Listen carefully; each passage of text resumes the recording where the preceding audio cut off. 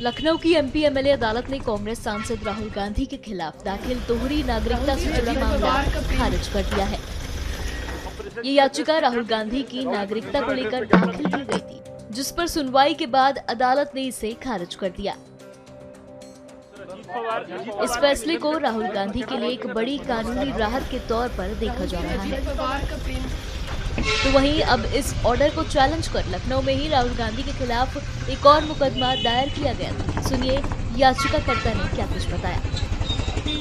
आज माननीय विशेष न्यायालय के सामने फैसला सुनवाई होना था, तो हमने माननीय विशेष न्यायालय के सामने याचिका दाखिल किया था कि श्री राहुल गांधी इनके ऊपर एफआईआर करें, एफआईआर करने का आदेश प्राप्त करें। लेकिन माननीय न्यायालय को शायद प्रकरण के बारे में समझ नहीं आया कि हमारे याचिका हमने क्या पूछा है उनको।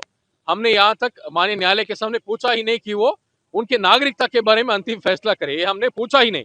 इस मुकदमे में हमने सिर्फ स्पष्ट रूप से इतना पूछा है कि वो इस मामले के सिलसिले में एफआईआर दाखिल करने के लिए कोतवाली पुलिस थाना रायबरेली को आदेश दे। जो माननीय इलाहाबाद उच्च न्यायालय, हाई कोर्ट में और जो एकल पीठ में भी फैसला हुआ कि direction for registration of FIR, शायद माननीय न्यायालय को समझ में नहीं आया। इसलिए हमें विश्वास है और यकीन है कि जीत हमारे ही होगा मुकदमा में। हम इसलिए इस ऑर्डर का अपील कर रहे हैं क्योंकि मुकदमा बहुत सीरियस था, शायद इसलिए माननीय न्यायालय ने रिस्क नहीं लिया इस मुकदमे में फाइनल एडजुडिकेशन ऑन मेरिट्स करने के लिए। जी धन्यवाद। सर, जो फैसला आया उससे आप संतुष्ट नजर नहीं आ रहा है, तो सर क्या फैसला? नहीं, हम बहुत संतुष्ट हैं क्योंकि माननीय न्यायालय समझ ही नहीं पाए कि मुकदमा क्या है, तो इसलिए इनका ऑर्डर इतना स्ट्रांग नहीं है मेरिट्स में। तो इस ऑर्डर को जरूर हम शायद 2 दिन में ही हम चैलेंज करके अपील करेंगे। हमें बहुत विश्वास है क्योंकि 30 महीने से लगातार हम लड़ रहे हैं, क्योंकि माननीय इलाहाबाद उच्च न्यायालय लखनऊ खंडपीठ ही हमारा फेवर में ऑर्डर दिया है। तो ये तो लोअर कोर्ट है, जब हाई कोर्ट ही नहीं खुद हमारे ऑर्डर पक्ष में हमने ऑर्डर दिया है, तो हमें जरूर विश्वास है और यकीन है कि जीत हमारा ही होगा मुकदमा में।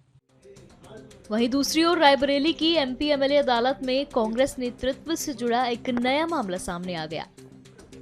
यहाँ राहुल गांधी, सोनिया गांधी, प्रियंका गांधी और 45 अन्य लोगों के खिलाफ एक याचिका दायर की गई है। याचिका में सीबीएसई स्कूल की मान्यता से जुड़े दस्तावेजों में कथित जालसाजी के आरोप लगाए गए हैं।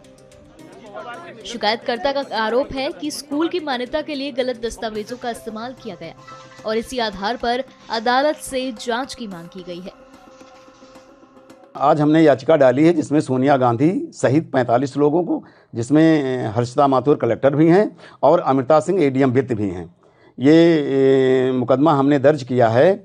इन्होंने रमेश बहादुर सिंह जो भूमाफिया है, इसने बेली संस्कृत पाठशाला की ज़मीन, सरकारी ज़मीन और तालाब गाटा संख्या 267 की सरकारी ज़मीन पर इसने अवैध कब्जा कर रखा है, जालसाजी करके, कूटरचना करके, जिसमें ये सम्मिलित तमाम अधिकारी और कर्मचारी इसमें शामिल हैं।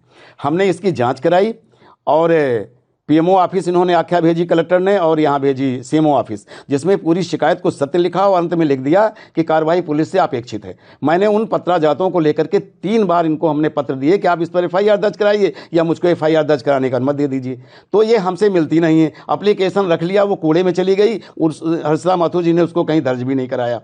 तो इस तरह फिर हमारे पास यही विकल्प बचा कि इसको न्यायालय जा करके हम न्यायालय से कार्रवाई कराएं। ये जालसाजी, कूट रचना, धोखाधड़ी जो भी हुई है ज़मीन के मामले में, ये मुकदमा दर्ज हो, न्यायालय न्याय करे और ये तालाब खाली कराए, इन अपराधियों को सजा मिले।